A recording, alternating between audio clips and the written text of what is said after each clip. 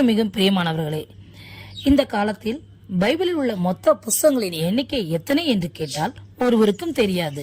நம் சந்ததியினர் அப்படி வாஞ்சையாய் வேதத்தை படிக்கின்றனர். இந்த காணொலியில் உள்ள சிறுவன் பைபிளில் உள்ள அத்தனை புஸ்தகங்களையும் அழகாக வரிசையாக அதன் உட்கருத்தையும் சாராம்சத்தையும் எவ்வளவு நேர்த்தியாக எடுத்துக் கூறுகிறார் என்று பாருங்கள். அப்படியே அசந்து போய்விடுவீர்கள். ஒரு வேத புத்தகம், அதற்குள் 66 புத்தகம், 39 பழைய ஏற்பாட்டில், 27 புதிய ஏற்பாட்டில், ஆகமங்கள் 5, ஆதியாகமம், யாத்திராகமம், லேவியராகமம், என்னாகும். உபாகமம் என்பது உபாக்காகவும் உதித்த தலைமுறைக்கு புதிய ஆகும். மோசே எழுதிவிட்டு மோவாப்பிலை மடித்து விட்டான். ஒரு தலைவன் எழுப்பினான் யோசுவாவில், பல தலைவர்கள் எழுப்பினார்கள் நியாயாதிபதிகள். பின்பு ரூத்தின் கதையை வாசித்த பின் போவாஸ், ரூத் இருவரையும் நேசிக்கிறோம். ஆண்டவர் வேண்டாம் என்றனர், அரசன் வேண்டும் என்றனர். சவுல் கொஞ்ச காலம் நின்றான், தாவீது பல போர்களில் வென்றான், சாலமோன் அனுபவித்து சென்றான். தொடர்ந்து ராஜ்யம் உடைந்தது, வடக்கு தெற்கு என பிரிந்தது. சிலர் அவ்வுறவுக்கு கட்டுப்பட்டனர், பலர் அவ்வுறவிலிருந்து வெட்டுப்பட்டனர். இதைத்தான் சாமுவேலிலும் ராஜாக்களிலும் வாசிக்கிறோம். எப்படியெல்லாம் வாழ்ந்திருக்கிறார்கள் என யோசிக்கிறோம். இதுவரை நடந்ததை நாளாகவும் நினைவூட்டுகிறது, மறந்துவிடக் கூடாது என்று நமக்கு துணை ஊட்டுகிறது. எஸ்ரா வேத ஆராய்ச்சியில் நனைந்தான், கட்டளைகளை போதிக்க முனைந்தான். நெகேமியா மதில்களை கட்ட விரைந்தான், மனங்களை கட்டவும் துணிந்தான். எஸ்தரை அழகாய் படைத்த காரணம் அவள் மூலமாய் யூதருக்கு நிவாரணம். செல்வத்தில் செழித்தவன், சோதனையில் குளித்தவன், முற்றிலுமாய் சகித்தவன், இறுதியில் சிரித்தவன். யோபு, உன்னை வாசித்து என் கண்களை திறந்தேன், என் சிறு சிறு சோதனைகளை மறந்தேன். 150 அதிகாரங்களில் ஜபம் இருக்கிறது, தவம் இருக்கிறது, துதி இருக்கிறது, எதிரிகளின் சதி இருக்கிறது, ஆடல் இருக்கிறது, மகிழ்ச்சியின் பாடல் இருக்கிறது, அறிக்கை இருக்கிறது, அழுகையும் இருக்கிறது, தீர்க்க தரிசனம் இருக்கிறது, கர்த்தரின் கரிசனம் இருக்கிறது. சங்கீதம், எவரும் எந்நேரும் யெகோவாவிடமிட்ட ஏற்படுத்தப்பட்ட ஏணி. நல்லது எது, கெட்டது எது, மனிதனை தொட்டது எது, மனிதனை சுட்டது எது, சரியென பட்டது எது. நீதிமொழியின் நலன் நானிலம், அதையும் நிதமிதனை நாடினால் நன்மைகள் புரியும். பலவற்றையும் அறிந்து விட்டான், பின்பு பிடிக்கவில்லை என எரிந்து விட்டான். முற்றும் மாய என மொழிந்து விட்டான், பலரது பற்றும் மாய என பறிந்து விட்டான்.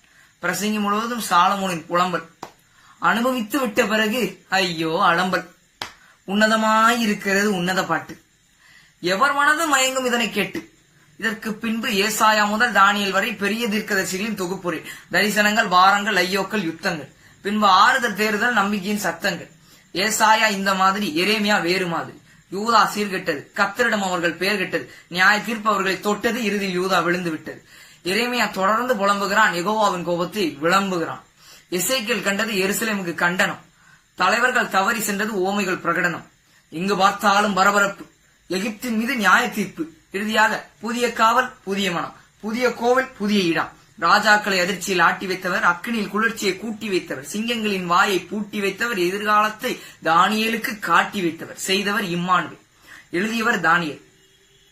ஓசியாவில் வேசித்தனமும் தேவனுடைய உண்மையும், யோவேலில் வெட்டுக்கிளியும் தேவனுடைய தன்மையும், ஆமோஸில் நாம் படிப்பது ஆண்டவரை காண்பதே சரியான பாதை, உபதியாவில் ஏதோம் துடிப்பது ஆண்டவரால் அவர்களுக்கு உபாதை, யோனாவில் மீன் துணிச்சல், மீகாவில் நீதிமான் குறைச்சல், நாகும் தீயவருக்கு வேட்டு, ஆவகு தேவனை நம்பி பாட்டு, செப்பனியா கர்த்தருடைய செப்பனிடும் நான், ஆகாய் ஆகா ஆலயம், சகரியாவில் ஆவியினால் ஆகும் மாம்சத்தினால் அல்ல, மல்கியாவில் கர்த்தர் மனம் நோகும். இதை எங்கே போய் சொல்ல? பழைய ஏற்பாடு முற்றிற்று, பூமி 400 ஆண்டுகள் சுற்றிற்று, பின்பு புதிய ஏற்பாடு வற்றிற்று, வாவைகளின் ரட்சிப்பு தொற்றிற்று. எம்பெருமான் இயேசுவின் பிறப்பு, வளர்ப்பு, சிறப்பு, மரிப்பு, உயிர்ப்பு, உயர்வு. இதுவே மத்தேயு, மார்க்கு, லூக்கா, யோவான். இதை விசுவாசிப்பவன் பரலோகம் போவான், விசுவாசியாதவன் பாதாளத்தில் சாவான். ஆவியானவர் புவிதலின் வருகை, திருச்சபையில் புதியதோர் தொழுகை, அப்போஸ்தலரின் ஊழியம் ஆரம்பம், அகிலமெங்கிலும் நற்செய்தியால் பேரின்பம். பவுலின் நிருபங்கள் தொடங்குகின்றது, 13 மடல்கள் இதில் அடங்குகிறது. ரோமர் மனித நீதி அடக்கும், தேவ நீதி விளக்கும். கொரிந்திய திருச்சபையின் திரளான திருத்தம், பவுலுக்கு தனிப்பட்ட வருத்தம். கலாத்தியர் பிரமாணத்தை விளக்கு, விசுவாசமே விளக்கு. எபேசியர் கிருபையினால் மீட்பு, நன்னடை எதிர்பார்ப்பு. பிலிப்பியர் சங்கிலியின் சந்தோஷம், சிறையிலிருந்து சுவிசேஷம். கொலோசியர் வேண்டாம் உலக தத்துவம், வேண்டும் உன்னதர் சத்துவம். தெசலோனிக்கேயரின் விசுவாச பொழிவு, தயாபரன் வருகையின் தெளிவு. தீமோத்தேயுவுக்கும் தீத்துவுக்கும் அறிவுரை, ஆலயம் நடத்தும் பணிந்துரை. பிளேமோனுக்கு ஒரு சிறுவரை, உகேசுமுக்கு பணிந்துரை. எபிரேயர் இயேசு சடங்குகளின் பிரதிபலிப்பு, மெல்கிசதேக்கின் முறையிருப்பு, விசுவாச சாம்புவான்களின் அணிவகுப்பு, நாம் விசுவாசம் பயிலும் குடியிருப்பு. யாக்கோபு சொல்லை குறைத்துக்கொள், செயலை நிறைத்துக்கொள்.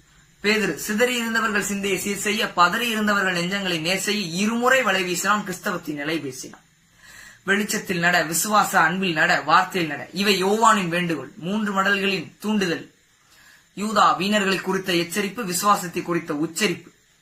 இறுதியாக வெளிப்படுத்தின விசேஷம், சபை நிலவரம், சர்வதேச கலவரம், ஆண்டவர் வருகையின் காட்சி, 1000 வருட அரசாட்சி, பிசாசுக்கு முடிவு, அக்கினி கடலில் அவன் மடிவு, ஜீவ புஸ்தகத்தில் பேர் இருந்தால் பரலோகத்தில் தருணம், பேரில்லாதவருக்கு 2ஆம் மரணம், இறுதியாக புதிய வானம், புதிய பூமி, புதிய எருசலேமில் இயேசுவே சுவாமி, இயேசுவே சுவாமி, இயேசுவே சுவாமி.